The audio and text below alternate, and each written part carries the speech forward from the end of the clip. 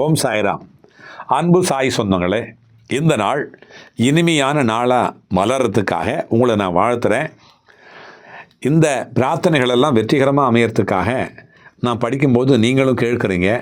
நம்ம காது வழியில் பாபா கேட்பார்.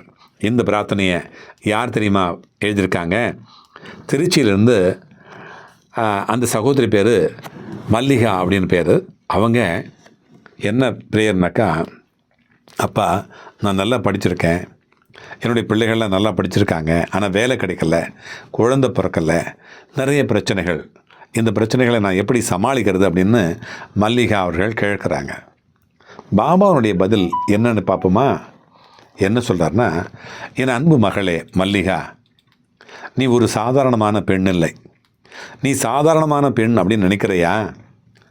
ஆமாம், நீ சாதாரணமான பெண்ணு தான். ஆனால் அவனுடைய வாழ்க்கையில் நடக்கக்கூடிய போராட்டங்கள் எல்லாம் சாதாரணமாக இல்லை, அது அசாதாரணமாக இருக்கிறது.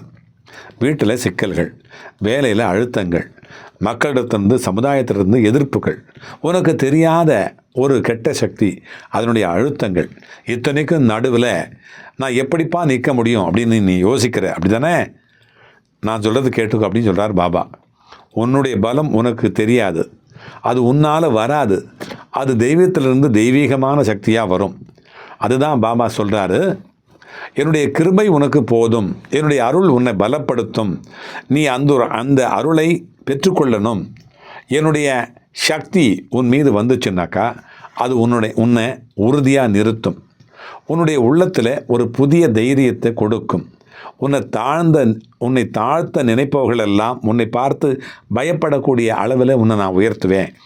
உன்னுடைய உள்ளத்தில் அந்த தெய்வீக சக்தியோடு நீ நினச்சிக்கிட்டு இருந்தால் போதும், யாராலும் உன்னை வீழ்த்தவே முடியாது. அதனால் நீ தினமும் சொல்லு, சாயப்பா வழித்துணை பாபா எனக்கு இருக்கிறாரு, அவருடைய அருளால் என்னை ஜெயிக்க முடியும், நான் ஜெயிக்க முடியும், என்னை பலப்படுத்த முடியும், என்னை வழிநடத்த முடியும் அப்படின்னு வேண்டிக்கோ.